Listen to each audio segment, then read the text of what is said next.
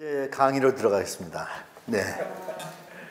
제가 다 다룰 수 있을는지 모르겠지만 여기 타이틀 페이지에서부터 차근차근 제가 이 주제들을 다루도록 하겠습니다. 육신적 영성의 좀 전체적인 픽처를 좀 그려드리고요. 그 다음에 인간의 몸, 소마, 그 다음에 인간의 움직임, 키네시스 라는 그 헬라어가 있고요. 그 다음에 인간 대리, 에이전시 라는 주제를 다루면 그래도 전체적인 그 incarnational spirituality가 무엇인지 대충 그림이 그려질 것입니다. 많은 사람들이 생각하기로는 신학을 제대로 알면 하나님을 알고 하나님을 알게 되면 정말 실제 리얼리티가 무엇인지 안다고 생각하는 사람들이 많아요. 그런데 여기 한 가지 빠진 요소가 있습니다. 그것이 하나님을 아는 것이 중요하지만 그거는 뭐 궁극적으로는 결국 하나님을 알아야 되죠. 그렇지만 동시에 인간도 알아야 된다는 거죠. 그러니까 theology, anthropology 이 두 가지가 밀접한 관계가 있다는 거예요. 근데 많은 사람이 생각하기로는 내가 뭐 하나님만 알고 신학만 알고 성경 말씀을 들여다보면서 신관만 바로 세워지면 되겠지. 근데 그렇지가 않다는 걸 제가 보여드릴게요. 오늘 스터디 하시면서 여러분들 깨닫게 될 거예요. 내가 하나님을 안다는 그 서브젝트 자체가 나잖아요.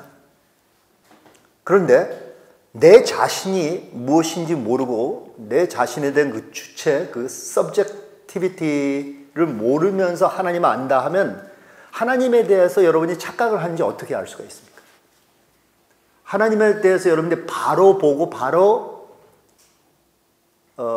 하나님을 접근한다는 것을 어떻게 누가 분별을 합니까?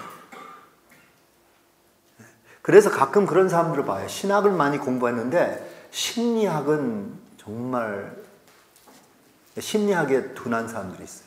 센스가 없는 사람들이 있어요. 그러면 하나님관도 삐뚤어질 수밖에 없죠. 자기가 심리학, 사람이 어떻게 생각하느냐를 생각 못하니까 하나님에 대해서 하나님을 anthropomorphic language로 표현할 때가 있어요. 하나님의 인간적인 그런 랭귀지로 하나님이 우리같이 이렇게 어떤 때는 손이 있고 어떤 때는 입이 있고 어떤 때는 하나님이 등이 보이고 하나님이 발이 있고 이런 식으로 표현할 때 그리고 하나님이 그런 감정이 있다 할 때 우리가 감정에 대한 세계를 모르면 어떻게 하나님을 이해를 할 수 있겠냐는 거죠. 그리고 성경 자체가 하나님이 우리와 소통하기 위해서 우리에게 주어진 책인데 그 랭귀지가 다 인간들이 이해하라고 쓰여진 랭귀지 아닙니까? 그럼 그 랭귀지를 우리가 어디에서 터득을 했냐는 거예요. 우리가 심리학, 사회학, 인간학에 대한 지식이 없으면 그 랭귀지 자체가 없으면 우리가 하나님을 접근할 때 우리가 어떻게 접근하냐는 거죠. 아직 잘 이해를 하셨는지 모르겠지만 제가 말씀드리는 것에 어떤 포인트가 있긴 있어요. 조금 자세히 들어보세요. 칼빈 선생님께서 그 기독교 강요, 그 유명한 그의 책에 첫 번째 한마디로 크게 시작을 합니다. 이게 이제 그분의 서론인데 이런 말을 했습니다. 영어로 True and sound wisdom is in two parts, knowledge of God and knowledge of self. 참되고 건전한 지혜는 두 부분이다. 하나님을 알고 자신을 아는 것이다. 네, 그럴듯한 말이죠. 하나님을 알고 자신을 아는 것이다. 이것이 참된 지혜라는 거예요. 네. 모든 다른 지혜가 다 여기에 달려있는 거예요. 하나님을 얼마나 잘 알고 자신을 얼마나 아느냐. 그러면서 하시는 말이 먼저는 자신을 아는 것에부터 시작을 해요. 왜냐하면 자신이 하나님을 아는 거잖아요. 하나님을 아는 주체가 누구예요? 자신이란 말이죠. I am the one who's beholding God. 하나님을 바라보는 존재가 바로 나거든요. 나를 알아야 돼요. 그런데 칼빈 선생이 나에게 중심적으로 하면서 내 자신을 알라 하면서 하신 말이 내 자신은 죄투성이고 내 중심적으로 생각하기 때문에 하나님을 바로 알 수가 없기 때문에 하나님이 자신의 빛으로 나의 마음에 비춰주지 아니하시면 나는 내 자신을 파악할 수 없다는 거예요. 그러니까 그 말은 무엇이냐면 내가 하나님을 알기 위해서는 내가 내 자신을 알아야 되는데 또 내가 내 자신을 알려면 하나님을 알아야 되는데 이게 오고 가고 하는 거예요. 하나님 제대로 알려면 여러분들이 자신을 좀 더 알아야 돼요. 그리고 자신을 좀 더 알려면 결국 하나님을 더욱더 알아야 돼요. 그래서 저희들이 오늘 좀 스터디할 내용은 대부분 다 우리에 관한 것인데 이 모든 인간학, 신학적인 관점에서 인간학 하면 모든 것이 신학과 관련되어 있습니다. 그 대표적인 예를 들자면 이마고 데이, 하나님의 형상대로 우리가 지음을 받았잖아요. 그래서 내 자신을 알려면 내가 하나님의 형상이라면 하나님을 알아야 되는 거예요. 하나님을 알아야지 하나님의 형상이 무엇인지 우리가 알 수가 있죠. 그러니까 이 관계가 있다는 거죠. 예. 그럼 먼저 제가 이마고 데이 개념을 다루기 이전에 몇 가지 여러분이 뭐 대충 많이 들어왔던 개념들을 좀 먼저 다루고자 합니다. 우리가 인간 구성 요소를 분석하자면 두 설이 있는데 첫째로는 이분설입니다. Bipartite view of seeing the human components. 그 다음에 삼분설이 있습니다. Tripartite view가 있어요. 근데 여러분 사람의 그 구조를 이 구성을 분석하는 데 있어서 어떠한 관점을 여러분들 가지고 있습니까? 이분설이에요? 삼분설이에요? 네, 대부분 이제 한국에서 많이 삼분설을 편애하는 이유가요. 그 중에 하나가 제가 알기로는 목사님들도 많이 그 특별히 왓츠맨이라고 옛날에 왓츠맨이의 그 여기에 강력한 설이 있습니다. 이분은 삼분설을 강조하는데요. 삼분설 하면 어떻게 나누어지죠? 부분이? 네? 예. 몸, 육, 그렇죠? 육, 혼, 영혼을 말하는 거죠. 그 다음에 영, 이렇게 나누죠. 가장 깊은 차원이 영이죠. 네? 그리고 겉으로 보이는 이 물질 요소는 육이란 말이죠. 몸이란 말이죠. 그런데 왓츠맨 니가 해석하기로는 혼이라는 그 부분이 있는데요. 이 혼이 무엇으로 구성이 됐다고 말하죠? 혼. 이게 바로 이제 지정의. 네. 그래서 지성, 감성과 의지를 의미하는 거예요. 네. 이제 저도 그냥 이대로 받아들였어요. 근데 실제로 알고 보니까 이 삼분설이 그렇게 우리가 교회사를 보면 그렇게 파퓰러한 뷰가 아니었습니다. 이게 아마 한 18세기, 19세기에 특별히 유행을 했던 버전이고 20세기 들어와서 한국에는 이제 특별히 왓츠맨 니의 책을 많이 읽었던 목회자들 대부분 많이 읽었어요. 저도 그 Spiritual Man이라고 영에 속한 사람 해서 그 책을 그 두꺼운 책을 읽고 수많은 책을 읽었습니다. 그래서 그냥 완전히 이게 나에게는 교리가 됐어요. 그래서 당연시 그렇게 생각했는데 문제가 이거예요. 근데 왓츠맨 니도 결론이 자기가 이 구조를 세워놓은 대로 결론을 내릴 수밖에 없게 되더라고요. 그게 뭐냐면 본인이 말한 것은 참된 영적인 어떤 체험과 하나님과 관계를 맺기 위해서는 여기에 방해 요소가 있는데 가장 큰 방해 요소가 물론 육적인 방해 요소가 있어요. 몸에 관련된 몸이 그냥 당기고 막 내가 뭐 원하는 것, passion, desire 이런 게 다 있잖아요. 근데 그걸 떠나서 제일 방해 요소가 이분이 지적하기로는 혼이라는 거예요. 혼. 그래서 처음에 듣기로는 그럴듯해요. 뭐냐면 우리가 너무나 지성을 강조하는 사람들, 자기가 뭐 많이 안다 하는 사람들 있잖아요. 머리를 많이 굴리는 사람들. 그럼 이게 방해가 되죠. 영적으로 우리가 깊은 하나님과 체험하는 데 있어서. 또 어떤 사람들은 너무 감성적으로 막 그냥 그 표현하는데 바빠갖고 하나님의 그 깊은 뜻을 놓친단 말이죠. 그 다음에 이제 여러분 잘 아시다시피 의지로 우리가 범하는 죄들이 많잖아요. 예. 의지가 우리의 파워잖아요. 우리가 원하는 우리의 욕심, 우리의 야망 이런 것을 가지고 행한단 말이에요. 문제는 이거예요. 이게 맞다면 보세요. 지적인 면을 우리가 삭제해버리면 그러면 우리가 영적인 레벨에 도달한다. 이게 맞는 말 같아요? 그렇다면 영성에는 지성이 없겠네. 지성적인 게 없어야 되잖아요. 네. 이게 지성이 혼에 속해 있다면 이게 완전히 다른 카테고리에 속해 있다면 그러면 영성에는 지성이라는 개념이 없는 거예요. 그러니까 이게 바로 신비주의적인 개념이거든요. 지성이 없어요. 지성과 아무 상관없는 거예요. 영은 따로 노는 거예요. 그리고 깊은 영적인 차원에는 감성이 없겠네. 감성이 없어야 되잖아요. 감성을 제거해야지 영성이라고 하니까. 그러면 보세요. 하나님의 영이시대 우리가 말하잖아요. 물론 여기에 하나님의 영이시대와 우리의 영과는 차원이 좀 다릅니다. 상당히 달라요. 우리의 영은 창조된 영이고 하나님의 영은 그 신성을 의미하는 거예요. 그렇기 때문에 하나님의 영 할 때는 이거는 창조받지 아니한 영, 유일한 하나님의 영을 말하는 거예요.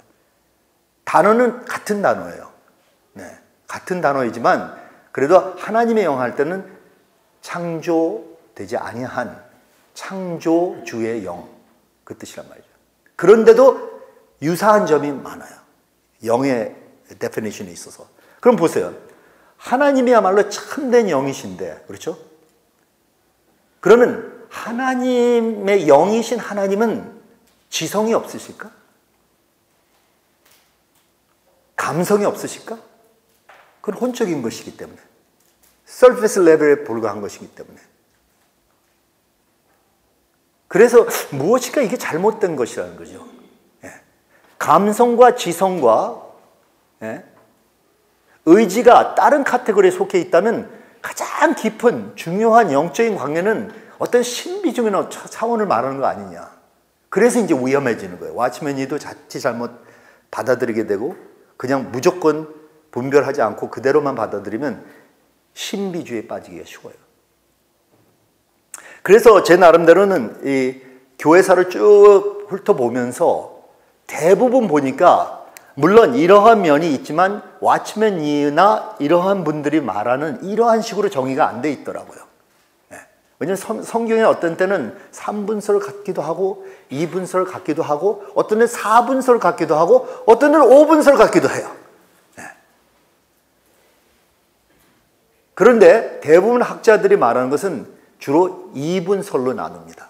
그게 뭐냐 하면 이 세상의 리얼리티 자체는 간단하게 말하자면 영과 육. 그래서 육의 세상이 있고 영의 세상이 있다. 이렇게 차원을 두 가지로 말합니다. 제가 보기엔 여기에 좀 일리가 있다고 생각해요.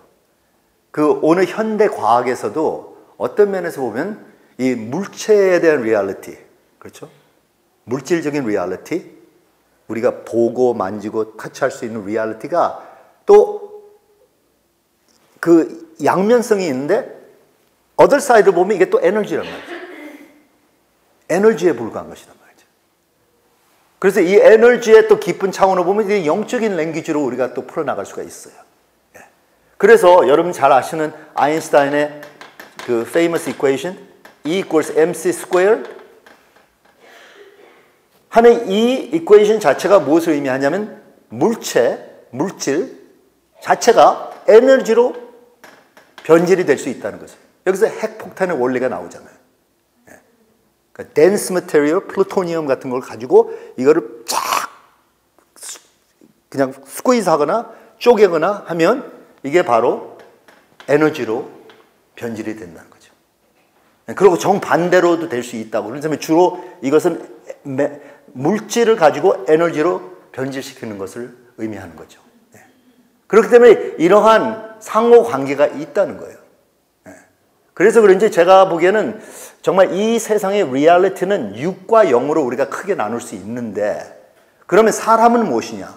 그러면 이 두 가지 차원의 사람도 놓여진 거예요. 사람도 그 안에 만들어진 거예요. 그러면 사람은 이 육의 형태가 있으면서 또한 영이 있는 거죠. 그러면 사람이라는 존재는 우리가 이 경계선이 따로 있잖아요. 바운더리가 따로 있는 거잖아요. 그림을 그리자면 사람은 이렇게 오려서 이렇게 그릴 수가 있죠. 네. 3디멘션으로 그린단 말이죠. 네. 그리고 겉과 또 속이 있고 말이죠. 그래서 우리가 이제 그림을 그리자면 이게 육적인 면이 있고 몸이 있고 그 다음엔 어떤 영적인 차원이 있어요. 이걸 영이라고 하거나 이걸 혼이라고 할 수도 있어요. 네. 그러면 지정의는 어디에 속해 있느냐? 제가 보기엔 지정의는 양쪽으로 다 속해 있다고 봅니다. 그래서 지성이 있고 감성이 있어요. 그런데 이 지성과 감성이 있어서 내가 육적으로만 이것이 표시되느냐? 아니면 육적으로만 매니페스트 되느냐? 그러면 그건 뭐냐 하면 뇌만 굴리는 거야. 뇌가 육적인 요소이기 때문에. 예. 이건 이제 신경과학적인 차원에서 이 뇌만 작동하는 것, 거기서 지성이 생긴다는 거죠. 예. 그런데 제가 말씀드렸죠? 이 지성이 영적인 하나님의 영도 지성이 있을 수 있다는 거예요. 그러니까 우리에게는 옵션이 내가 육적으로 엑스프레스하는 지성이 있고 영적으로 표현하는 지성이 있는 거예요. 그건 하나님의 마음, 하나님의 뜻, 하나님의 생각을 우리가 가질 수 있다는 거죠. 감성도 마찬가지예요. 감성을 우리가 육적으로만 표시하자면 그것은 이제 호르몬이나 화학적인 어떤 요소로 감성이 나오는 거예요. 드러나는 거예요. 다시 한번 이 신경과학에서 말하는 내가 뇌가 작동이 되고 뉴런들과 어떻게 연결이 되고 그 다음에 호르몬을 통해서 화학적인 어떤 리액션이 생긴단 말이죠. 그래서 감성을 표시한다는 거예요. 그런데 또 하나님도 감성이 있어. 하나님의 이모션, 사랑, 긍휼. 하나님은 눈물이 없는 것 같죠? 뭐 이러한 눈물은 없지만 눈물 표현하듯이 하나님은 긍휼을 베푸신단 말이에요. 불쌍히 여기죠. 북한에 있는 우리 동포들을 죽어가는 그 고아들, 음식이 없어서 그냥 땅을 흙을 먹어가면서 배를 채우는 그 배고파하는 영혼들, 우리는 울고불고 하지만 하나님은 더구나 그 심정이 있는 거예요. 하나님 감성이 있는 거예요. 오로지 나의 초이스는 바로 나의 이 감성적인 요소에 있어서 내가 육적으로만 표시하고 싶으냐 아니면 더 깊은 하나님의 그 심정을 알기를 원하냐, 이건 나의 옵션이란 말이죠. 바로 이 옵션에 있어서 나의 의지가 이거를 좌우하는 거예요.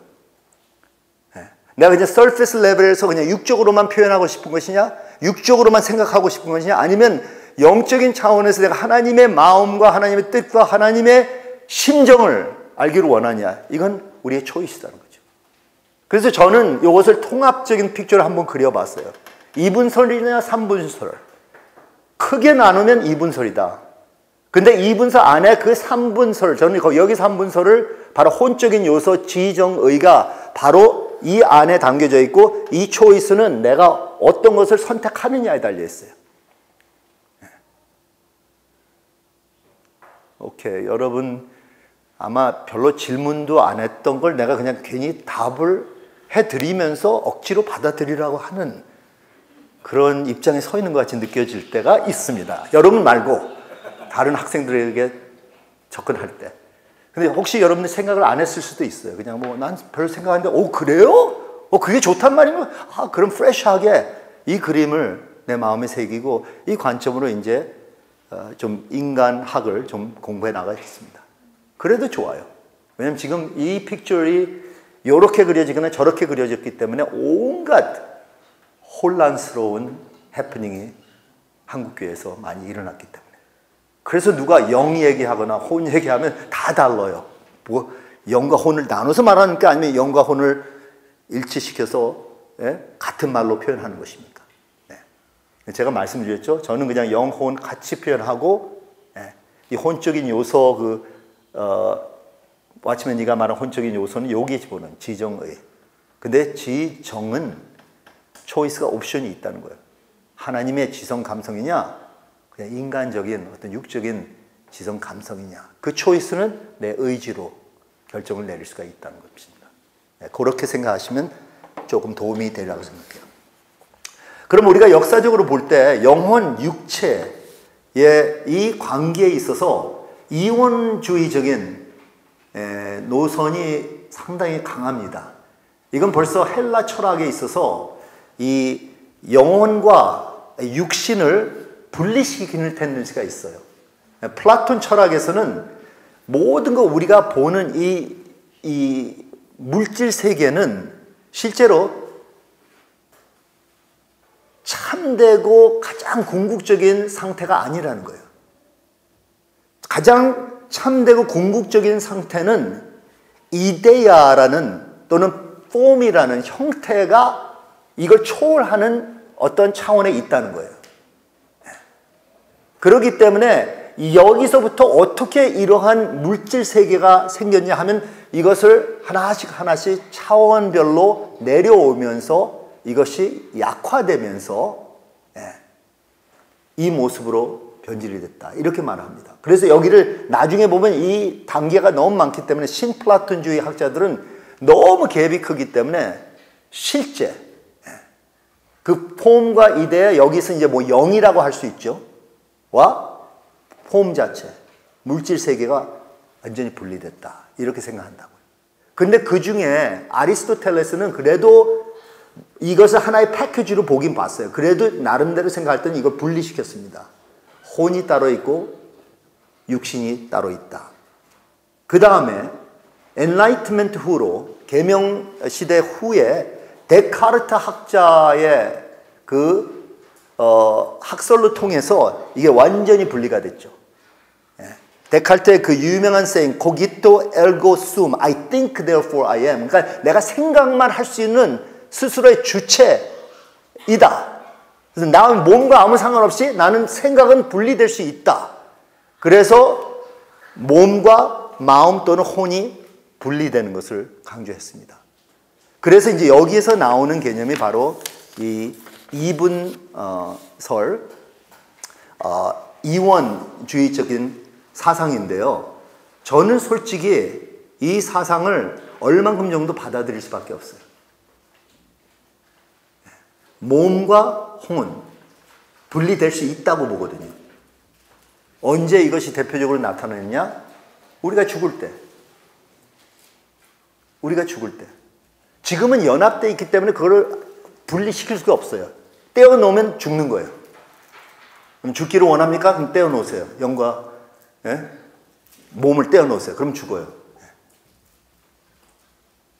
그러면 죽게 되면 우리의 몸은 흙으로 돌아가죠. 그렇죠? 그런데 우리의 혼은 어디 있어? 혼이 있어요? 아니면 몸과 같이 썩습니까? 몸과 같이 사라집니까? 혼이 따로. 왜냐하면 사도 바울이 그랬잖아요. 내가 여기에 몸에서 떠나면 내가 주님과 함께 있다 그랬어요. 예수님 바로 옆에 십자가에 못 박혀 죽은 그 강도 한 사람도 주님께서 네가 오늘 이 날에 나와 함께 그 낙원에 임한다 그랬어요. 몸이 임한다는 건 아니에요. 아직 부활된 것이 아니잖아요. 그렇지만 너희 영혼이 나와 함께 있다 그랬어요. 상징적인 랭귀지가 아니에요. 실제적인 말을 하는데 그래도 혼이 분리돼서 하늘나라에서 하나님과 함께 동행한다는 거죠. 그렇죠? 그런데 이게 정상이 아니라 그랬죠. 이거는 임시로 주님이 재림할 때까지 그 상태지만 주님이 재림할 때 그때 다시 정상으로 돌아와요. 그게 뭐냐면 그 혼이 부활된 몸과 연합이 돼서 다시 나의 full entity, 이 실제를 체험하게 된다는 거죠. 그렇기 때문에 저는 이분설, 그 이원주의적인 입장을 취하지 아니할 수가 없어요. 그렇지만 동시에 그 다음 페이지 보시면, 페이지 2 보시면 제가 영혼, 육체, 이원 논쟁에 있어서 여러 학파들의 그 카테고리를 제가 적어드렸습니다. 여기 보시면 substantial dualism, 실체적 이원주의, 그걸 제가 강조하는 거지. 이게 바로 데카르트가 주장했던 것이고요. 그래서 어떤 면에 있어서는 데카르트 was right 하고 말을 할 수 있어요. 그렇지만 여기에 대한 반대 의견을 내세우는 학자들이 주로 물체 또는 물질주의를 강조하는 거죠. 그 뭐냐면 사람은 하나이기 때문에 이것이 다 물질과 연결이 되어 있기 때문에 물질이 사라지거나 물질이 이제 파괴가 되면 영혼이고 뭐고 다 그거와 함께 사라지는 거다. 이렇게 생각하는 학자들이 있는 거예요. 근데 그 다음에 제가 리스트를 만들어주는 여러 다양한 것은 그 중간 포지션을 의미하려는 거죠. 그러면 이 복잡한 학설을 떠나서 제가 간단하게 한번 그려드릴게요. 제가 결론적으로 말을 하는 게 좋을 것 같아요. 저는 이렇게 생각합니다. 영혼과 육, 이게 분리가 되지만 이게 전적인 하나가 이루어져야 된다는 것은 저는 철저하게 믿어요. 그래서 분리돼서 생각하는 것은 이게 비정상적인 것이기 때문에 너무 많이 여기에 투자를 안 하는 게 좋다는 거죠. 근데 오늘날 이 영성을 가르치는 사람들이 너무 많은 경우 이것을 분리시켜서 얘기를 할 때가 많은 거예요. 영이 그렇죠. 혼이 그렇죠. 여러분, 오케이, 제가 한번 시험을 해볼게요. 그러면 영을 따로 분리시켜서 생각할 수 있다는 것, 그 다음에 그것에 대한 그 리얼리티를 인타치 할 수 있다는 것을, 이 불가능하다는 걸 제가 보여드릴게요. 여러분, 영을 만져보세요. 영을 꺼내보세요. 영을 한번 접근해보세요. 지금 할 수 있겠어요? 또 어떤 사람들은 또 영과 그거잖아요. 아니면 뭐가 이걸 다 transcendental, 그러니까 이걸 초월해갖고 어디가 빠져나와서 자꾸만 그런 식으로 생각한다니까요. 근데 그럴 수가 없다는 걸 제가 말씀드리는 거예요. 그러면 죽는다는 거예요. 죽고 싶어요? 그럼 분리되세요. 주님이 확 데려가죠. 살아서 우리가 존재하는 이 세상에서는 이게 철저한 연합을 이루기 때문에 내가 영으로 생각하는 내가 육신으로 그걸 드러내지 않을 수가 없다는 거예요. 그리고 내가 육신으로 하는 것이 내 영에 영향을 끼칠 수밖에 없다는 거예요. 이게 분리돼서는 안 된다는 거죠. 이게 바로 히브리 정신입니다. 그 구약에 나오는 그 정신은 하나의 총체적으로 봐요. 홀리스틱하게 봐요. 이런 얘기가 없어요. 뭐 영과 육이 분리돼서 그런 얘기가 없습니다. 물질 세계와 정말 하늘나라의 세계와 이거 분리해서 그렇게 말을 안 해요. 하늘나라도 물질 세계입니다. 여러분 아시는지 모르겠어요. 하늘나라도 물질이 있어요. 그렇기 때문에 계시록을 보면 하늘에도 다 물질 세계로 구성이 되어 있어요. 그렇기 때문에 될 수 있으면 여러분들 무엇을 말을 할 때 분리시켜서 말을 하지 말고 표현에 있어서 나의 전체를 의미하는 말을 하십시오. 나는 둘 다 영혼, 몸. 그러니까 내가 몸 그러면 그 몸이 혼을 의미하는 거예요. 그리고 내가 혼 그러면 그 몸까지 포함해서 말하는 거예요. 나중에는 제가 어떻게 표현해야 되는지 제가 조금 말씀을 드리겠지만, 그쪽으로 한번 먼저 가봅시다. 좀 띄어서, 그냥 나중으로 미루지 마시고, 어떻게 표현하는 게 가장 바람직하냐 하면, 페이지 5 보시면 아래 부분 나오죠? 여기에 이러한 개념으로 생각하면 좋겠어요. embodied soul, 육화된 혼, 또는 in soul body, 혼적 몸, 또 어떤 철학자가 말하는 살아있는 몸, living body, 또 사는 몸, lived body. 이렇게 생각하시면 좋겠어요. 그래야지 여러분들이 분리시켜서 하는 그런 단어나 그런 개념들이 없어지는 거예요. 제가 말씀드리죠. 분리가 되는 순간 벌써 여러분은 하늘나라에 가 있어요. 그러니까 여러분과 얘기 하나 많아요. 딴 차원에 있으니까 제 아버지와 지금 대화 나누가 있지 않거든요. 하늘나라 가셨기 때문에. 내가 존경하고 아버님 사랑하고 기억하지만 아버지와 소통하지 않거든요. 그건 하나님 범하신 것이기 때문에 거긴 내가 타치할 수 없는 거예요. 떠나 있는 사람과는 그렇게 타치가 안 되는 걸 아시기 바랍니다. 그러면 이제 조금 역시 그 신학 교수님 밑에서 강의 듣는 것 같다 이렇게 느낄 수가 있지만 조금 테크니컬한 것을 제가 드리는 이유가 이것이 어떤 면에서는 철학이요 또 과학입니다. 이걸 피할 수가 없어요. 이렇게 사람이 컴플렉스하다는 거예요. 복합적이기 때문에 이게 심플한 게 아니에요. 전혀 아닙니다. 네. 그러면 이제 이마고 데이 얘기를 합시다. 이제 우리가 성경으로 돌아가기 때문에 여러분들이 조금 그래도 편하게 느낄 수가 있어요. 성경의 창세기 1장 26절에서부터 28절을 한번 보시면요. 우리 함께 읽어봅시다.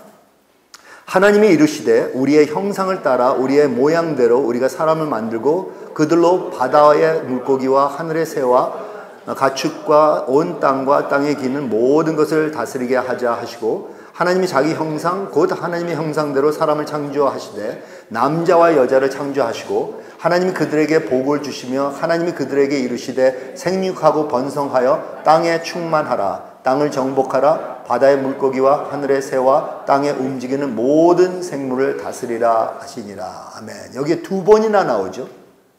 하나님의 형상대로 우리 인간을 만드셨다. 그래서 이 하나님의 형상에 대해서 질문이 상당히 많았습니다. 우리가 교회사를 보면요. 하나님의 형상이 과연 무엇이냐. 이걸 이제 테크니컬 신학적 용어 라틴어로 말하자면 이마고 데이인데 따라하세요. 이마고 데이. 네. 이마고 데이 이게 뭐냐? 어떤 개념이냐? 어떤 면에 있어서 우리가 하나님의 형상이 되는 거냐?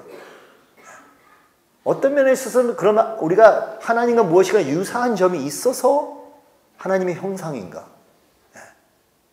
뭐 자식이 아빠를 닮았다 할 때 말이죠. 아빠의 형상 그대로다. 아빠의 모양 그대로다. 이렇게 말하잖아. 그럼 뭐가 닮았기 때문에, 뭐가 연결이 됐기 때문에, 뭐 유전적으로 이어받았기 때문에 그런 말을 하잖아요. 그러면 우리는 어떤 면에 있어서 하나님과 유사하다고 말을 할 수 있을까? Similar to God. 그래서 이것을 강조하는 학자들은 실체적, 구조적 관점에서 보는 학자들이에요. 이 우리의 구조 자체가 카테고리별로 하나님을 닮았다. 그리고 여기에 정반대로 동물들과 다르다는 점을 내세우는 거예요. 동물들과 유사한 점이 많지만 이 차원이 완전히 다르다. 되레 우리는 하나님과 더 가깝다. 이렇게 주장하는 자들이 바로 실체적 또는 구조적 관점에서 보는 학자들입니다. These are the substantial structured view about Imago Dei. Okay? 여기에 있어서 몇 가지 요소를 제가 말씀드리겠어요. 제가 깊은 얘기를 못하겠고 이 요소들만 가지고 제가 하루 종일 강의를 할 수 있어요. 너무 깊고 정말 어마어마한 그런 좀 차원들을 얘기를 할 수가 있어요. 첫째로 지성. 우리가요 동물 세계와 비교하면 우리가 정말 뛰어난 건 사실이에요. 지성이 있어서. 그런데 동물 세계와 지성에 있어서는 어떤 우리가 IQ만 말하는 것이 아니라 뇌 사이즈만 말하는 것이 아니라 우리보다 뇌가 조금 사이즈가 큰 그런 동물도 있긴 있어요. 그렇지만 대부분은 우리 뇌보다는 작아요. 근데 그 뇌에 있어서도 보면 우리는 그 뇌를 상당히 많이 맥시마이즈 하고 있어요. 그 뇌를 사용하는 데 있어서. 어떤 동물이 뇌가 좀 더 우리보다 크다 해도 그만큼의 퍼센트를 사용하지 못해요. 근데 그거보다 더 중요한 것은 우리의 지성에 있어서 무엇을 의미하느냐. 지성하면 무엇을 의미하게요? 우리가 생각하는 이성, reasoning 할 수 있고, 생각할 수 있고, 논리적으로 생각할 수 있고, 또 그렇지만 그만이 아니에요. 우리의 기억에 관한 메모리에 있어서도 상당히 많은 부분을 차지해요. 메모리. 우리가 기억을 할 수 있고 그 기억에 대해서 그걸 다시 추릴 수 있고 그런 게 있어요. 그 다음에 이거를 분석하는 어빌리티가 있는 거예요. 분석을 할 수가 있는 거예요. 이러한 피스들이 있으면 이 피스들을 가지고 그래서 이걸 가지고 조작을 할 수가 있는 거예요. 분석을 할 수가 있는 거예요. 아니면 또 쪼개서 나눠서 이거를 분석할 수가 있어요. 이러한 어마어마한 어빌리티를 사람들이 가지고 있는 거예요. 이런 면에 있어서 하나님을 닮았다. 하나님을 닮았다. 이런 말을 합니다. 그 다음에 감성에 있어서도 보세요. 동물들도 감성이 있습니다. 없진 않아요. 고양이를 키우거나 강아지를 키우는 사람들은 얼마나 감성이 있는데 막 나에게 애정 표현을 하는데 막 이런단 말이에요. 근데 자세히 보시면 그런 감성이 아니에요. 이건 본능적인 그냥 정들어서 귀를 들려서 하는 감성이에요. 근데 여기서 말하는 인간이 하나님을 닮았다, 감성을 하나님을 닮았다 하면 그 감성이 얼마나 깊은 차원의 감성인지요. 그리고 동물들과 비교하면 그 감성이 인간에서 얼굴에서 많이 표현이 나타나잖아요. 그렇죠? 얼굴에 우리가 상당히 많은 부분과 근육을 사용해요. 동물들은 우리랑 비슷하다는 원숭이, 침팬지도 뻣뻣합니다. 뻣뻣해요. 뻣뻣하고 이걸 다 우리같이 인간으로서 제가 한번 어느 책을 사갖고 몇 천 개의 픽처를 그렸는데 여기서부터 그 다음 픽처리 비슷한 것 같으면서 달라. 뭔가 이거 자세히 봐야 되는 거예요. 근데 사람은 그 미묘한 그런 그 썰을 한 그 뉘앙스들이 있는 거예요. 그걸 다 표시해요. 동물들은 그렇게 못해요. 침팬지는 뻔한 거예요. 그렇게 근육을 그렇게 움직일 수가 없다니까요. 사람은 다릅니다. 근데 여러분 생각에는 나도 별로 감정 표현을 못하는데 거울을 봐도 뻣뻣한데 자꾸만 원숭이를 쳐다봐서 그러는 거예요. 아니에요. 여러분 하나님만큼 그 묘한 그 심리를 표현할 수 있는 것 거울을 보면서 연습을 해보세요. 연극하는 사람도 이것만 보고 왜냐하면 그 화면에 다 드러나거든요. 그 감정 표현 우리는 자세히 클로즈업을 보는데 쫙 하면 그 표현이 여기서부터 다 나죠. 그 연습을 해보세요. 뭐 여러분들이 월십 리더라고 다 이걸 초월할 수 있는 게 아니에요. 여러분들 것도 사람들이 와서 하나님을 바라보는 건 중요하지만 여러분들 통해서 또 하나님 바라보니까 할 수 없는 거예요. 여러분 표정 관리 잘 하셔야 돼요. 뭐 기분 나쁘다고 찡그르고 그래서 은혜가 안 되잖아요. 그래서 이걸 표정 관리를 잘 하셔야 돼요. 그 얼마나 파워풀한 건지 여러분들 그 표정으로 사람들에게 은혜를 끼칠 수가 있고 은혜를 손해보게 할 수도 있는 거예요. 그건 여러분들에게 달려있는 거죠. 그 다음에 이 영적 그 통찰력이라고 할까? 영적으로 직관적으로 아는 것은 참 독특하게 인간적인 거예요. 동물들도 가끔 뭔가 딱 센스하는 건 있어요. 근데 다시 한번 그건 본능적이라고 말씀드렸죠. 근데 사람은 그러한 본능적인 것을 떠나서 그렇지 않는 차원의 그 통찰력이 있는 거예요. 하나님과 접근한데. 이것만 얘기해도 오래오랜 시간 가질 수가 있어요. 제가 지금 조금만 타치해드린데 여러분이 관심 있으면 이러한 책들을 좀 읽어보세요.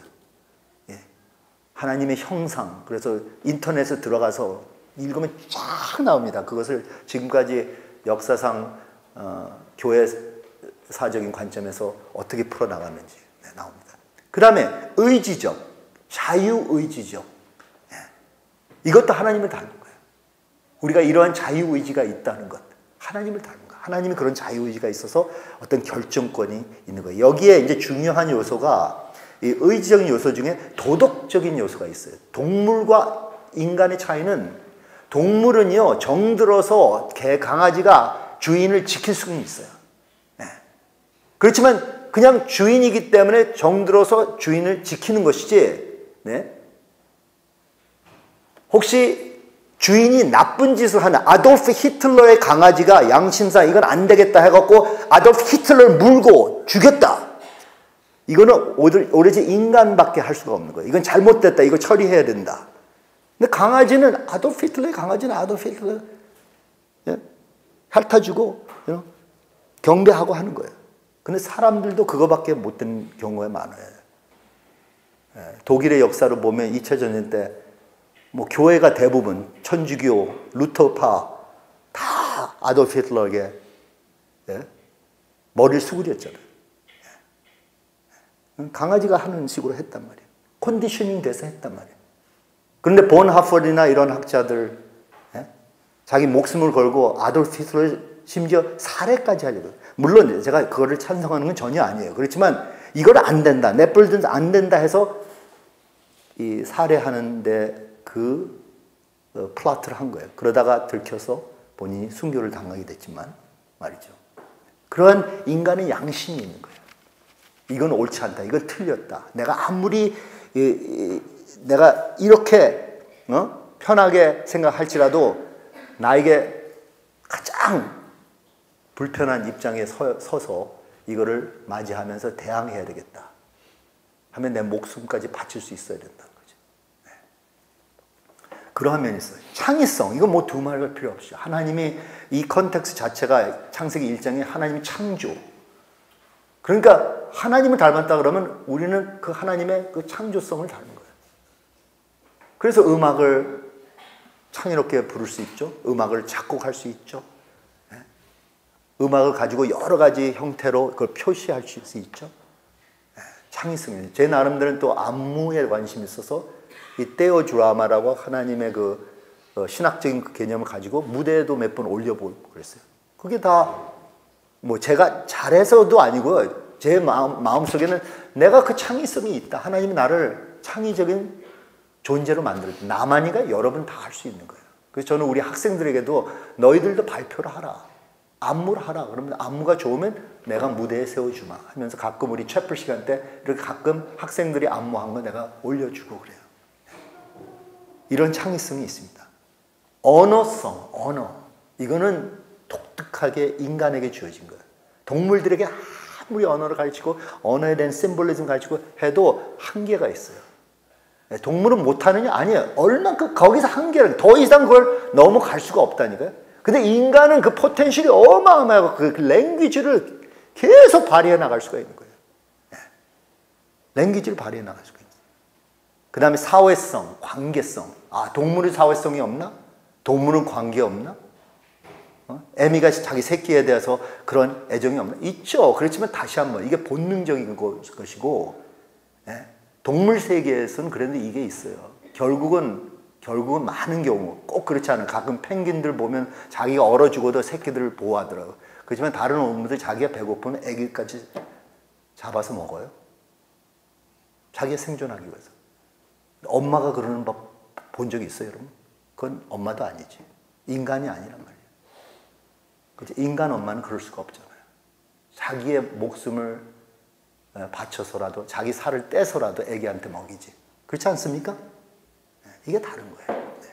그래서 이제 뭐 괜히 사회적, 관계적 하다가 살까지 떼갖고 죽인다는 그런 얘기를 했는데 그게 아니라 우리는 서로 간에 정말 이 공동체를 이룰 수 있는 그러한 존재라는 걸 제가 말씀드린 거예요. 그래서 어떤 학자들은 이 실체적 구조적인 관점에 많이 집중을 해요. 이게 바로 이마고 데이다. 이런 부분을 우리가 하나님께로부터 직접 받았다는 거죠. 그런데 또 어떤 학자들은 관계적 관점을 많이 강조합니다. 우리가 어떤 면에서 하나님의 형상이냐? 이 칼빈 선생님이 잘 표현했어요. 거울 이미지로 내가 거울로서 이 반사되는 것을 보면서 내가 대하듯이, 내가 내 자신을 보면 그 거울 이미지로서 내가 내 자신과도 소통할 수 있듯이 하나님을 그렇게 우리가 바라본다 하면서 거울 이미지로 이 관계, I-thou relationship을 설명했습니다. 그게 이제 존 칼빈 선생이었고, 또 이러한 개념을 가지고 나와 너 관계. 바로 하나님이 사람을 자기의 형상대로 만들었을 때 남자와 여자로 만든 남성, 여성. 그게 상호적인 관계잖아요. 젠더 관계. 남자가 여자를 바라고 여자가 남자를 바라고 저도 마찬가지. 부부로서 제 아내를 계속 바라보다 보니까 우리가 더욱더 하나가 되고 또 심지어 많은 사람들이 꼭 형제 자매 같다고 그래요. 너무 한 sister, brother, sister 같다 그런 사람이 많아요. 그럴 수밖에 없죠. 계속 오고 가고 계속 제 아내 얼굴만 바라보고 지금 몇십 년 동안 그냥 계속 그랬으니까 그러지 않을 수가 없죠. 그러면서 동시에 무엇을 배우게 되냐면 제가 아내와의 그 관계를 통해서 이 릴레이션십이 무엇이라는 걸 뼈저리 느끼게 돼요. 내가 나의 존재, 나 홀로 쓰는 존재가 아니구나. 난 이 여자를 필요로 하고 이 여자가 나의 때 묻은 걸 이렇게 다 닦아주고 내 잘못된 거 안 보이는 걸 내 눈이 되고 she's eyes behind my back 이런 다 하잖아요. 난 내 아내를 필요하고 내 아내는 나를 필요하는 거예요. 그러면서 여기에서 하나님과 관계도 그렇게 우리가 느껴지는 거예요. 의존적인 그런 관계. 그래서 이 삼위일체 신학적인 관점에서 우리가 보면요, 하나님이 사람을 창조하실 때 여기가 어떻게 나오냐면 복수로 나오죠. 우리가 사람을 만들고 그래요. 우리가 Let us make. 그래서 하나님도 삼위일체 공동체로서 벌써 이 관계적인 신분이기 때문에 우리에게 관계적인 인물로 만드시지 아니하셨다. 그렇게 말합니다. 근데 저는 오늘 이 시간에 이 두 가지 관점을 다 인정하면서 동시에 세 번째 관점을 좀 강조하고 싶습니다. 그게 뭐냐면 기능적 관점입니다. Functional view. 그래서 여기 functional view가 무엇이냐면 이 하나님께서 모든 것을 채우고 모든 것을 다스리라고 했잖아요. 그리고 에덴 동산에서 이거를 케어하라고 관리하라고 했습니다. 이것 자체가 어떤 기능을 발휘하라는 뜻인데 여기에 대한 픽처 랭귀지가 무엇이냐 하면 바로 옛날에 그 고대 근동 그 문화권에 이러한 전통이 있었답니다. 이건 이제 이방 신에 관한 것인데 이방 신이 왕을 세울 때 또는 애굽에는 바로를 세울 때 이방 신이 신을 대표하는 인물로 이들을 세웠답니다. 그래서 어떤 때는 그 이방 신을 상징하기 위해서 큰 동상을 세워서 그 스태츄를 통해서 이것이 나를 상징하고 나를 대표한다 그랬어요. 그래서 큰 이미지 상을 세워놓으면 그 신을 상징하는 거잖아요. 그렇죠? 근데 그거보다 더 기발한 것은 그 당시에 인간 왕이나 바로를 세우는 게 더 그 신을 대표하기가 대표하기가 더 다이내믹하다는 거예요. 왜냐? 그 어떤 금상을 세워 놔갖고 이게 신이요 해봐야 금상은 표현이 없잖아요. 말도 못하고. 그렇죠? 상징에 불과한 거예요. 그렇지만 왕이나 바로는 그 신이 뜻하는 걸 자기가 실제로 움직이면서 말을 하면서 치른단 말이에요. 이게 꼭 잘 됐냐 잘못됐냐 잘못 나갈 수가 있잖아요. 그런데도 그 신이 이 인간 왕이나 바로에게 그걸 맡긴다는 거예요. 그걸 위임한다는 거예요. 그래서 많은 학자들이 이 개념이 벌써 이미 그 고대 근동 문화에 깔려 있기 때문에 이걸 가지고 이 픽처 랭귀지를 가지고 여기서는 무엇을 말하냐면 하나님이 인간을 자기의 형상대로 만들어서 인간이 자기를 대표하는, 자기를 드러내는, 자기를 움직이며 말을 하며 표현치하는 존재를 삼았다는 거예요. 그런데 여기 중요한 건 바로 이거예요. 이거를 민주화시켜버린 거예요. 이걸 보편화시켜버린 거예요. 어떤 왕과 바로만이 아니라 모든 하나님이 만드신 피조물은 인간은 하나님 대신 자신이 그걸 표시할 수 있다는 거죠. 이게 얼마나 파워풀한 개념입니까? 생각해 보세요. 얼마나 책임감이 여러분 느껴지지 않아요? 정말? 내가 하나님을 대표하는 거야? 하나님 대신하여 내가 하나님같이 말을 하고 하나님같이 행동해야 되는 거야? 그럼 이거 말 조심해야 되겠네. 행동 조심해야 되겠네. 본이 돼야 되겠네. 그렇지 않으면 내가 하나님의 영광을 가리는 거 아닌가. 결국 하나님을 모독하는 것이 아니야. 내 행동을 통해서. 여러분, 부모가요, 이러한 의식이 있으면 자기 자녀들과 관계에 있어서, 결혼하신 분들, 자녀 있으신 분들 손 들어보세요. 몇 분 계시냐? 그럼 여러분, 이러한 사고, 이러한 마인드 픽처를 가지고 있으면요, 여러분이 함부로 부모로서 애들에게 함부로 대하지 않아요. 함부로 말 안 해요. 얘네들이 나의 잘못된 표시를 통해서 하나님에 대한 잘못된 픽처를 그릴 수가 있기 때문에 결국 나중에 가서 그 픽처를 바꿔놓으려고는 이미 늦었어요. 애들을 패런팅 할 때 그 이미지를 내가 대표를 하는 거잖아요. 내가 아버지로서 하나님 아버지를 표시하는 거잖아요. 아버지가 말할 듯이 내가 그 부드러운 톤으로 말을 해줘야 되잖아요. 아버지가 어떤 데 엄격하게 다루지만 항상 그걸 긍휼하게 또 감싸줘야 되잖아요. 이런 걸 생각 안 하고 우리가 패런팅 하다가는 다음 제너레이션 다 망쳐놓는 거예요. 제가 지금 부모의 역할에 대해서 말을 했지만 목사도 마찬가지예요. 목사가 함부로 그냥 설교하는 것이 아니라 설교할 때마다 쓸 때마다 내가 하나님의 말씀을 내가 대신하여 전하는데 이걸 가지고 얼마나 잘 저걸 전해야 되느냐. 책임감 있게 해야 된다는 거죠. 그리고 누굴 상담할 때도 마찬가지. 그 예수 그리스도의 마음을 내가 표시를 해야 되는데 그 입장에 서서 내가 대신하는 거다. 이러한 결론을 내리게 된다는 거죠. 그럼 사역자들은 얼마나 더 그러겠습니까? 찬양 사역자들은 얼마나 더 그러겠어요? 여러분이 서서 물론 제가 말했어요. 에이전트로서 두 차원이 있습니다. 하나는 우리를 향해서 하나님께, 그 다음에 섬기는 이웃들에게, 그렇죠? 하나님께 드리는 것도 내가 예수님이 아버지께 참 믿게 하듯이 내가 예수님 같이 서서 아버지께 드리는 찬양. 이게 차원이 달라야 되는 거예요. 그냥 인간적으로 내 기분에 그냥 얽히는 대로 하는 적당히 드리는 예배가 아니라 예수님이 아버지께 드리는 경배가 어떤 경배인지 생각을 해봐야 되는 거예요. 그리고 예수님이 남들을 섬겼던 방식이 어떤 것인지 나도 예수님 같이 이들에게 섬겨야 된다는 것이죠. 이러한 implication, 함축적인 차원이 있다는 것을 잊지 마시길 바랍니다. 네. 그래서 제가 여기에서 이제 결론을 내린 것이 이거는 다른 개념이 아니라 대리적인 개념이에요. 에이전시에 관한 것입니다. 네. 에이전트는 뭐냐 하면 내가 남을 representation 하는 거예요. 남을 대신하여 내가 그분을 드러내는 것이 에이전트예요. 네. 내가 나의 에이전트 되는 법은 없습니다. 네.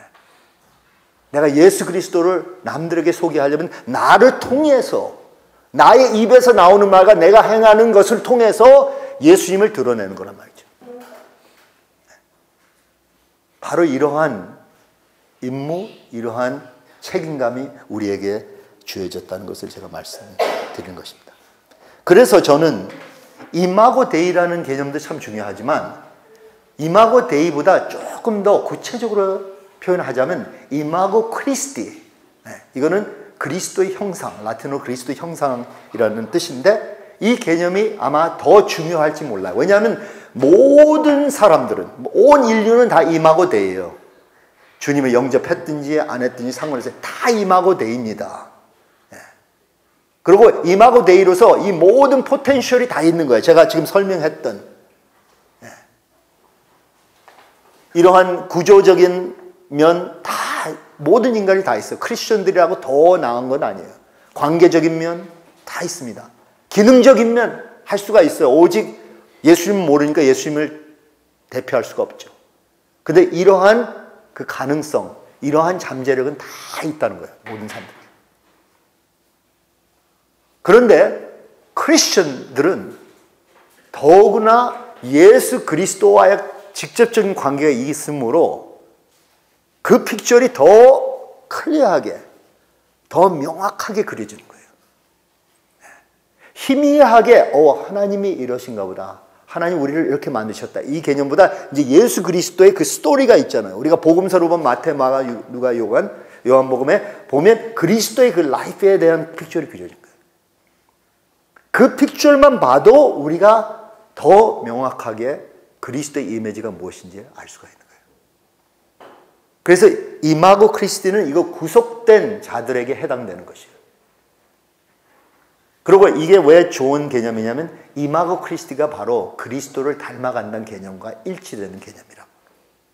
즉 우리가 신학적인 용어로 말하자면 성화된다는 거예요. 성화된다. 우리가 변화된다는 거예요.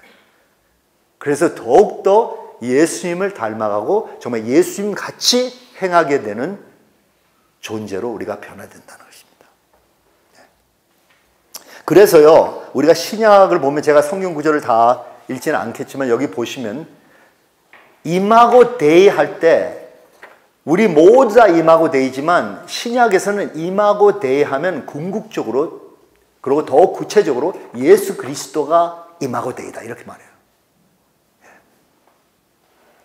그러니까 예수 그리스도야말로 가장 이마고 데이를 대표적으로 드러내신 분이거든요. 완벽하게 그 이마고 데이를 그려주는 분이에요.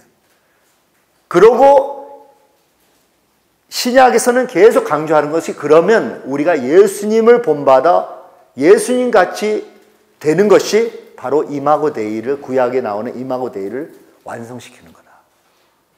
이마고 데이를 다시 회복시키는 것이다. 그래서 아예 이마고 크리스티 하면 우리에게 적합한 용어가 될 수 있다는 것이죠. 조금 복잡하죠. 조금 너무 신학적인 것 같지만 제가 괜히 어려운 말을 하려면 이건 어떤 면에서 상당히 심플한 것이거든요. 그런데 여러분이 어이구 라틴어도 나오고 뭐 여기 히브리어도 나온다 그러고 헬라어도 나오고 이거 어떻게 나는 원어를 못 여러분 원어 배우면 이거의 1000배, 억배나 됩니다. 지금 이거 배우지 않고 제가 그냥 심플하게 던져드리는 거예요. 요 정도는 좀 알아야지 이렇게 신학생들 만날 때 조금 여러분 그래도 뭔가 이렇게 유식하게 이렇게 들릴 수가 있어요. 그러니까 제가 여러분들 좀 그래도 신학생들이나 신학 교수들 만날 때 좀 한마디 좀 던지라고 제가 여러분들에게 던져드리는 거예요. 네, 그렇게 이해하시면 좋겠습니다. 네. 오케이, 그러면 조금 제가 더 다루도록 하겠습니다. 빨리빨리 진행해 나가려니까 인간의 몸, 소마 한번 생각해 봅시다. 창세기 2장 7절에 이런 내용의 말씀이 나오죠. 여호와 하나님이 땅의 흙으로 사람을 지으시고 생기를 그 코에 불어넣으시니 사람이 생명이 되니라 이렇게 나오죠. 그래서 하나님이 사람을 만드실 때 보세요. 흙으로 빚어서 만든 흙 자체가 무엇을 의미합니까? 물질적인 요소를 말하는 거잖아요. 그렇죠? 엘레멘트를 말하는 거예요. 엘레멘트. 그래서 흙을 빚어서 형태를 만들어 놨는데 아직은 사람이 아니야. 왜냐하면 혼이 빠져 있기 때문에 그렇죠. 제가 말씀드렸잖아요. 혼이 빠져지면 시체에 불과한 것이에요. 여러분 알아볼 수가 없어요. 지난주에 우리 제 작은 아버지가 소천하셔서 이제 장례식 다 치르고 그 다음에 실제로 그 시체를 볼 수 있는 기회가 있었는데 제가 2년 전에 우리 아버지 시체도 보고 또 마지막으로 이렇게 만져드리고 했는데 똑같아요. 차갑더라고요. 클레이 차가워요. 내가 이 시체를 보고서 작은 아버지 하면 그럴 필요가 없어요. 벌써 떠나는데 아니에요. 이건 흙에 불과한 것이에요. 엘레멘트로 돌아간 거예요. 그렇지만 제가 그래도 정말 존경을 표시하고 다 할 건 다 해드렸어요. 근데 벌써 떠났어요. 근데 거기에서 맡은 사람이 이제 마지막으로 인사해서 벌써 떠났는데 떠날 때 인사해야지 떠난 다음에 시체를 보고 인사합니까? 그렇게 따지려면 따질 수 있었지만 그러지 않았어요. 그래 또 다시 한번 구부리라고 하는 거 구부렸습니다. 네. 근데 제가 신학적으로 알죠. 벌써 떠났어. 작은 아버지 다. 그리고 그 구원의 확신을 가지고 떠나서 너무 온 식구가 감사했어요. 네. 그렇기 때문에 하나님이 생기를 불어넣어서 그 혼적인 엘레멘트를 집어넣기 전에는 인간으로 살아 움직일 수가 없는 거예요. 네. 그렇기 때문에 사람이라는 것은 보세요.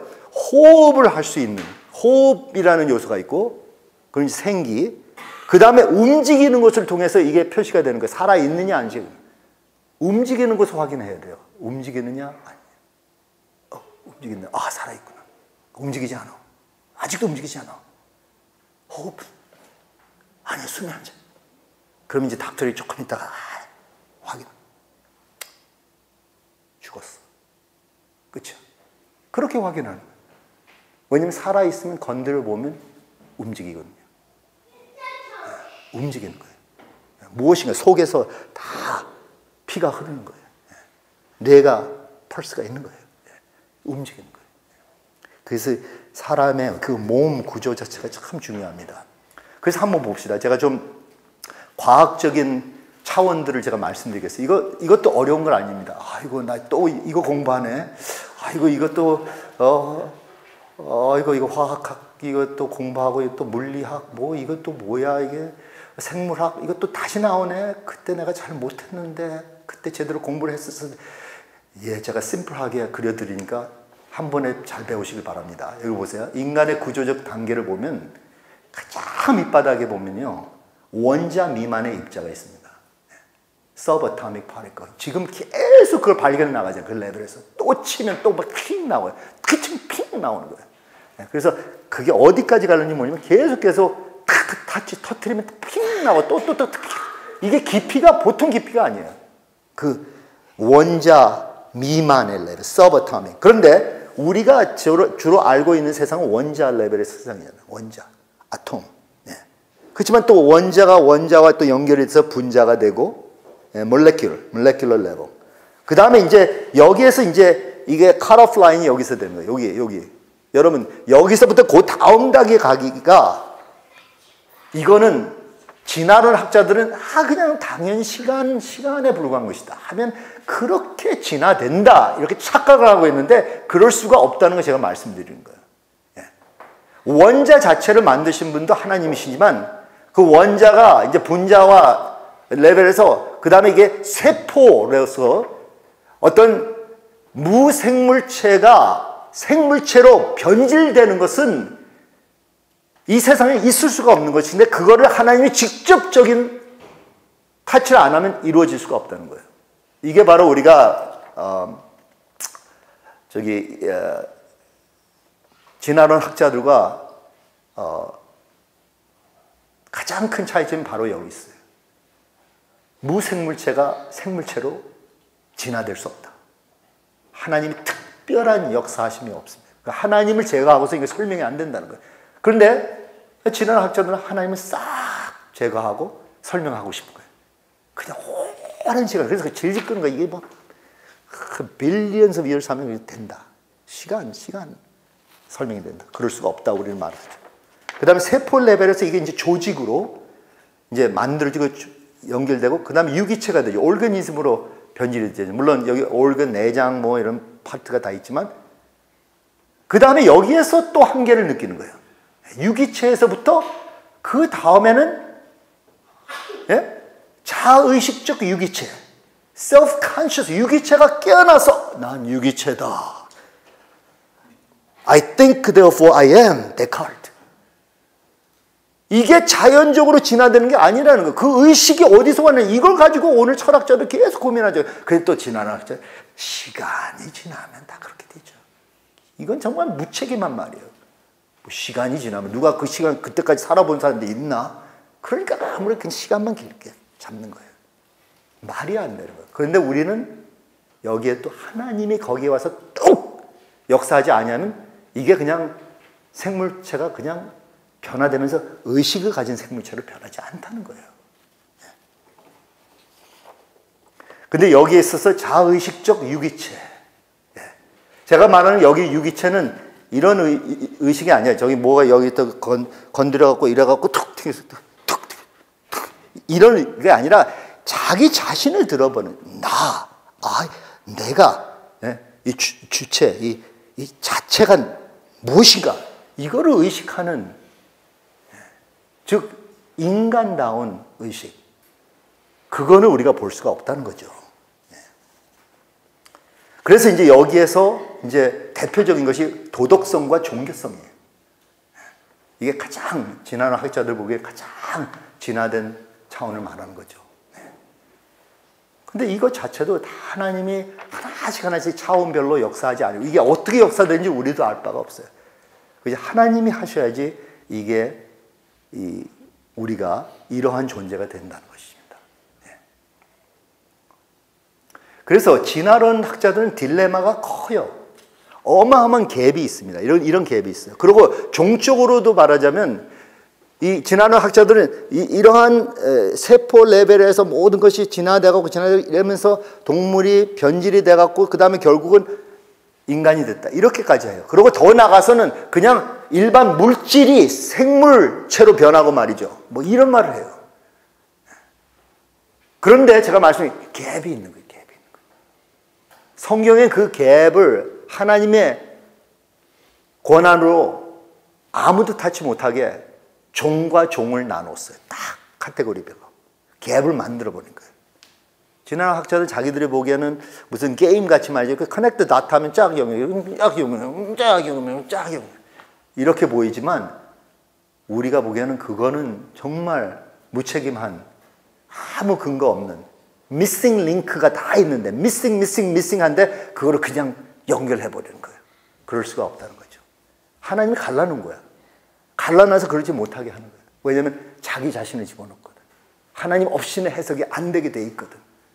그런데 이 무신론 학자들은 다 하나님을 제거해버리고 설명하기 위해서 자기들의 관점에서 연결해 나가는 거죠.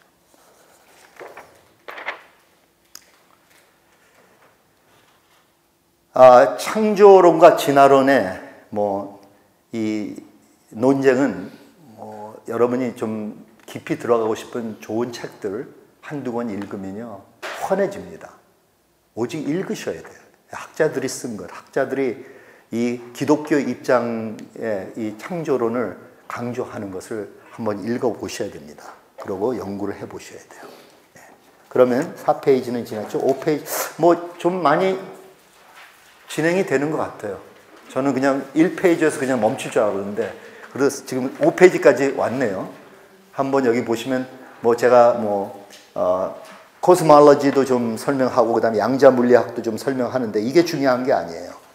네, 중요한 건 성경 말씀에 나오는 이러한 글이 더 중요한 거예요. 시편 139편 7절부터 12절 우리 한번 읽어볼까요? 읽으면서 감동받으시기 바랍니다. 아멘. 네, 한번 읽어보세요. 내가 주의 영을 떠나 어디로 가며 주의 앞에서 어디로 피하리이까? 내가 하늘에 올라갈지라도 거기 계시며 수월에 내 자리를 펼지라도 거기 계시니이다. 내가 새벽 날개를 치며 바다 끝에 가서 거주할지라도 거기서도 주의 손이 나를 인도하시며 주의 오른손이 나를 붙드시리이다. 내가 혹시 말하기를 흑암이 반드시 나를 덮고 나를 두루 빚은 밤이 되리라 할지라도 주에게서는 흑암이 숨기지 못하며 밤이 낮과 같이 비추나이다. 주에게는 흑암과 빛이 같음이니이다. 이 말은 무엇이냐면 하나님을 우리가 하나님의 그 존재하심과 하나님의 그 임재하심을 전적으로 믿고 인정한다면요. 그리고 하나님이 모든 것을 간섭하신다고 손을 대시고 있다는 것.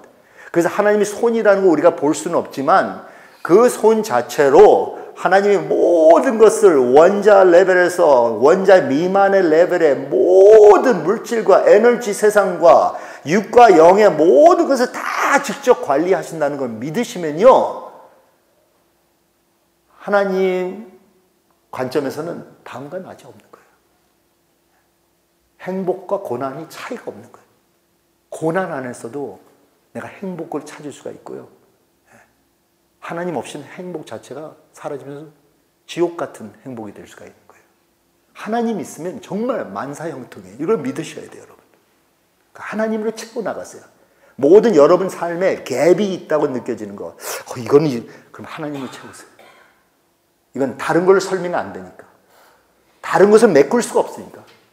하나님으로 메꾸시고 그리스도로 메꾸시라는 거예요. 그 성령님의 그 프레젠스로 메꾸시라는 거예요.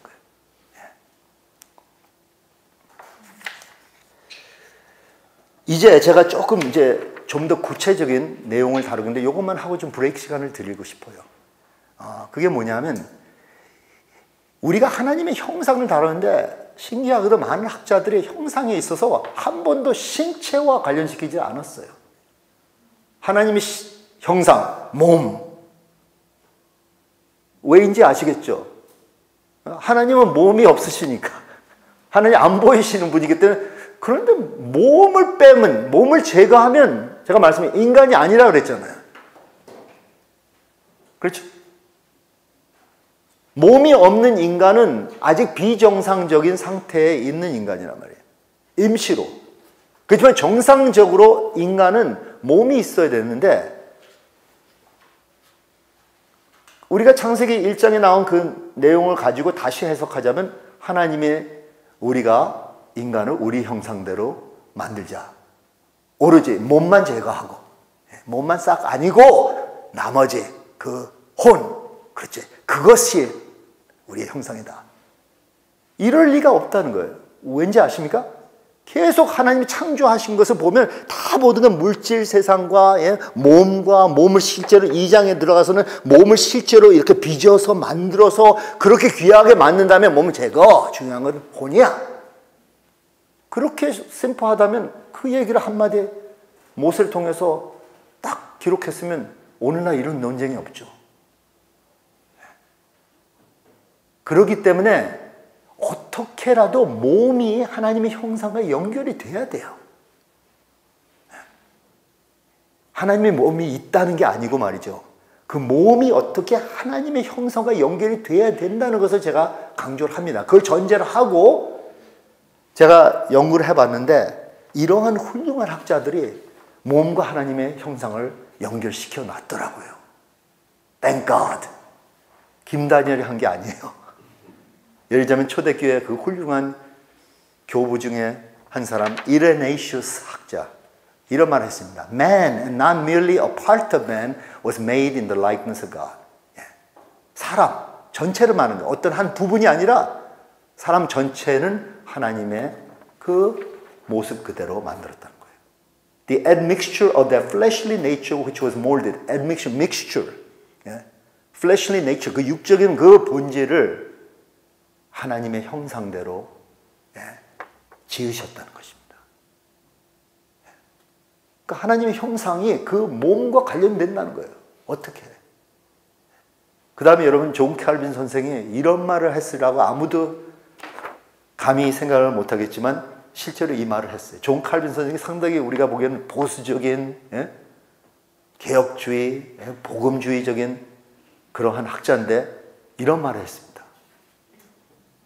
Although the primary seat of the divine image was in the mind and heart. 그러니까 이 하나님의 형상의 가장 근본적인 해석은 물론 우리의 마인드와 우리 하트에 관한 것이다.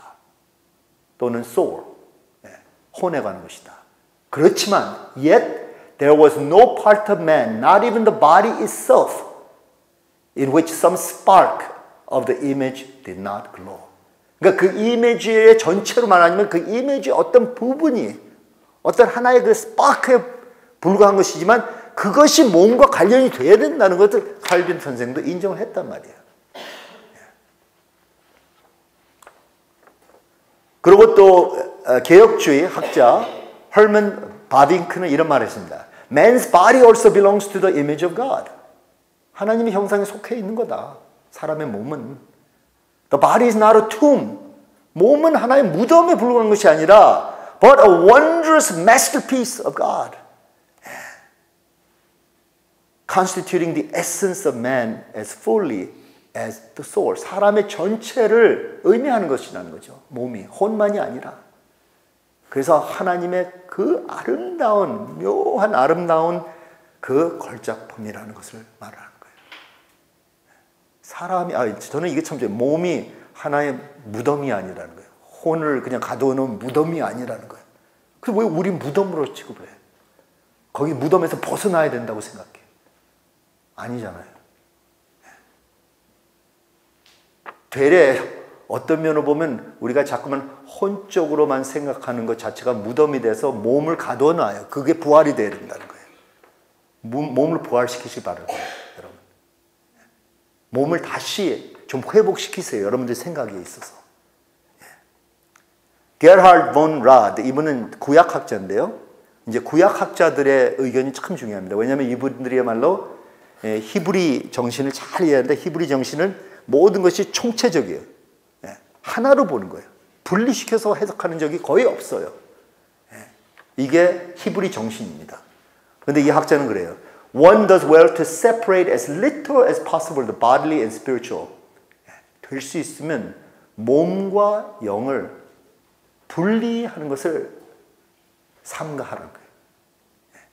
그리고 분리하게 되면 그냥 가장 미니멈으로 분리시켜서 뭐 이해를 하든지 The whole man is created in the image of God. 사람 전체가 하나님의 형상대로 만들어졌다. 이렇게 말합니다. 또 구약학자 데이비드 클라인스 이런 말을 합니다. Man according to the Old Testament is a psychosomatic unity. 여러분 psychosomatic 개념 아시죠? 우리의 정신과 몸 이게 하나의 유니티를 이룬다는 거죠. 하나예요. 그래서 body cannot be left out of the meaning of the image. 그래서 이미지에 대해서 말을 할 때 그 의미를 생각할 때는 몸을 제거하고서는 해석이 안 된다는 거죠. Man is a totality. man은 전체예요. Insofar as man is a body and a bodiless man is not man. 그 사람은 몸입니다. 그 몸 없는 사람은 사람이 아닙니다. 그렇기 때문에 the body is the image of God. 몸이 하나님의 형상이에요.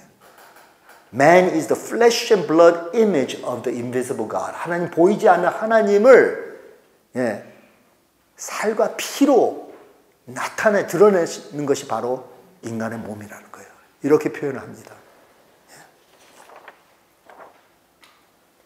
그런데 데이비드 클라인이 또 이런 말을 합니다.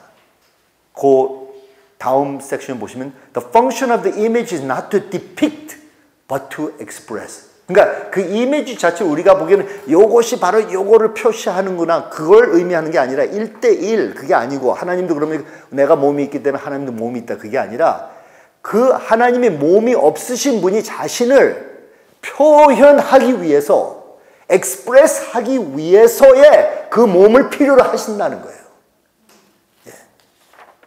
For the image does not primarily mean similarity. 그래서 image라는 용어를 쓸 때 이게 꼭 유사한 점을 의미하는 것이 아니라 어떤 때는 representation of the one who is image in a place where he is not. 하나님이 안 계시는 곳에 그것을 정말 대신하여 내가 있어주는 것으로 하나님을 드러내는 것을 상징하는 것이 바로 이미지라는 거죠. 이제 조금 실감이 나는지 모르겠어요. 그래서 여기서 혼동하면 안 됩니다. 김다니엘 교수가 말하기로는 그 몸도 하나님의 형상이기 때문에 그렇다면 이제 하나님도 몸이 있다는 걸로 말을 하는 것 같은데 그거는 전혀 아니에요. 제가 지금 몇 번 반복해서 그 말을 하는 게 아니잖아요. 이 학자들 그 말 하는 게 아니에요. 몸을 제거해서는 하나님 형상을 전체적으로 생각할 수가 없다는 걸 말을 하는데 그러면 어떤 면에 있어서 몸이 하나님의 형상이 되냐? 그 형상 자체는 하나님을 대표하는 것을 의미해요. 하나님을 표현하는 것을 그려내는 것을 형상이라고 생각해야지 하나님과 그게 유사한 점이다. 그러므로 내 몸이 하나님의 형상이면 하나님도 몸이 있다. 이건 잘못된 생각이라는 거죠. 이제 시험을 내야 되겠네요. 옆에 계신 분과 잠깐 짝지어서 제가 말했던 요 개념만 어떠한 면에 있어서 몸이 하나님의 형상에 속해 있는 것인지 설명하세요. 뭐가 아닌지 먼저 설명하고 잘못된 해석을 먼저 설명하고 그 다음에 올바로 해석하는 것이 무엇인지 한번 설명을 해보세요. 네. 네.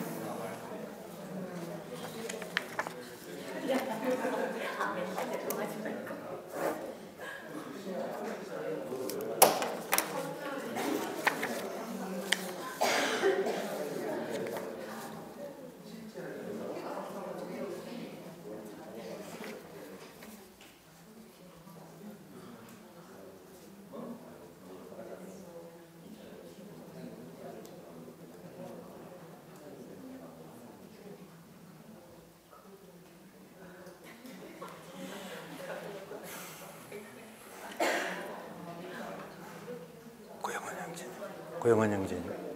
그러면 지금 이제 브레이크 시간을 좀 주고요. 그 한 7분 정도 드리면 될까요? 어떻게 10분 드릴까요? 10분? 네, 10분 정도 드리고 그 다음에 몇 분? 그래요? 그렇게 시간을 남았나요? 괜찮아요? 네네, 오케이. 네네, 좋습니다. 뭐 그러면 더 브레이크를 더 길게 드려도 돼요. 15분까지 드려요. 네. 그러면 15분 브레이크 시간 가지고요. 그 다음에 저에게 마지막 그 시간을 조금 더 주시면 요걸 좀 빠른 속도로 다루도록 하겠습니다. 근데 좀 될 수 있으면 다는 못 다룰 것 같아요. 마지막엔 꼭 해당이 안 되는 것 같기도 하고 그래서 여기까지 제가 꼭 다루고 싶어요. 페이지 8 그 첫 부분 이제 행동 이론, self as agent, 존 맥머리 거기까지는 제가 다루고 마치면 딱 좋을 것 같습니다. 그래서 거기까지 할 수 있을 것 같아요. 우리가 시간이 딱 주어지기 때문에 여러분 좀 휴식하시고 기대하시고 좀 정신 차리시고 깨어 있으면서 마지막 시간 우리 한번 달려봅시다.